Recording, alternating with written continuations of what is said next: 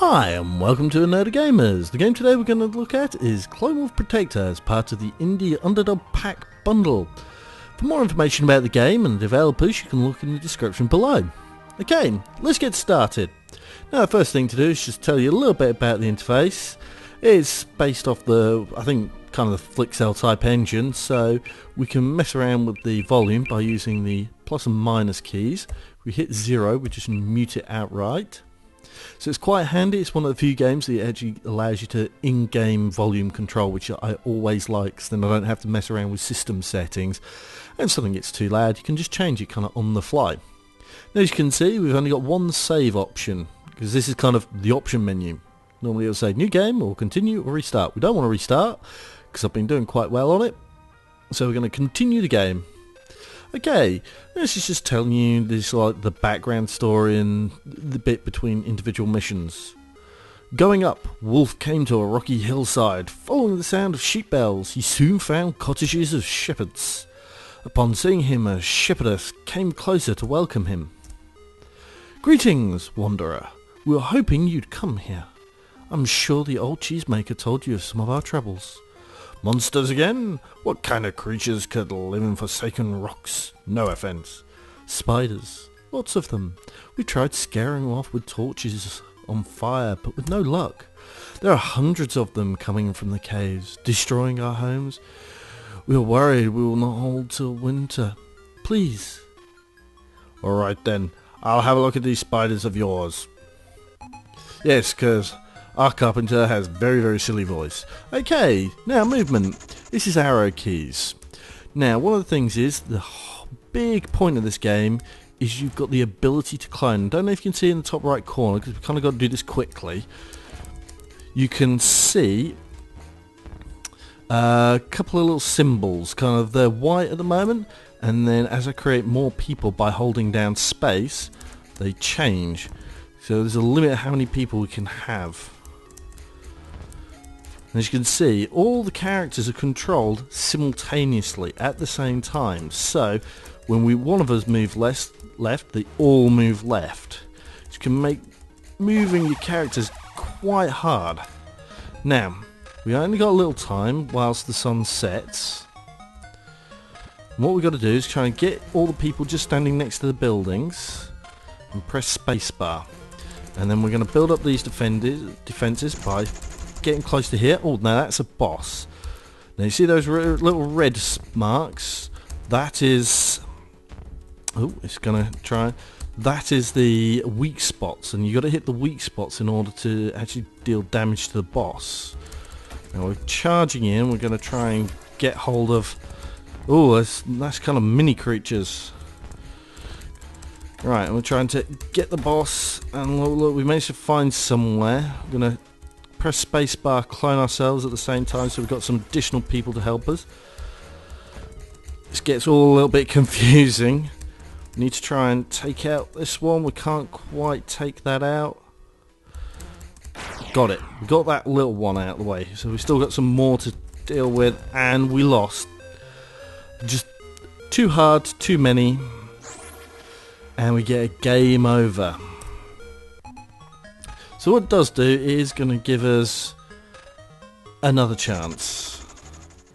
Now we need to try and play this a little bit more effectively. So what we're going to do is we're going to try and set up our clones and instantly try building some defences here. Now see, those houses effectively count as our lives. When they're gone, that's it, it's game over. So the more houses we had, the easier it is to defend in a way. Now we're just quickly trying to build up, and then what we're doing, because it pauses whilst you it pauses whilst you're cloning, we can use that as a temporary pause measure, give us time to think. Now we're going to have the boss coming down any moment, so these things allows us to jump and bounce up. So we need to press and get up there, try and get in and use these little spots. Now get rid of these little spiders as quickly as possible. Clone whilst we can. But also we need to try and construct these buildings back, because if we don't, we are going to lose. Right, now we can relaunch our assault on this. As you can see, oh, come on, right. Whilst we got the chance, again, we need to quickly rebuild this building. And then we'll quickly rebuild this building. So now we can have another go at the spider. We need to try and get down to the lower one of the two. There, that's it. And then got it. We got the spider.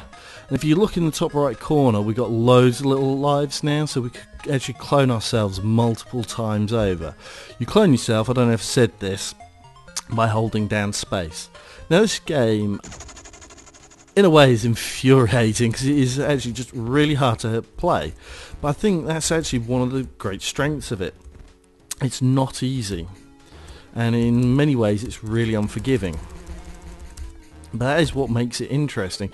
And the control schemes are really hard because you are trying to play everyone simultaneously.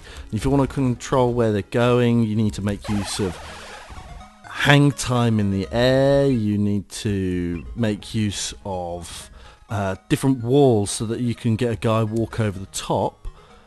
Though the only thing is I'm so used to, in a game like this, having spacebar as kind of the jump, that it gets a bit confusing at times, trying to remember that I'm using the up and down, the up to do the jumping, so it's not always the easiest to remember there.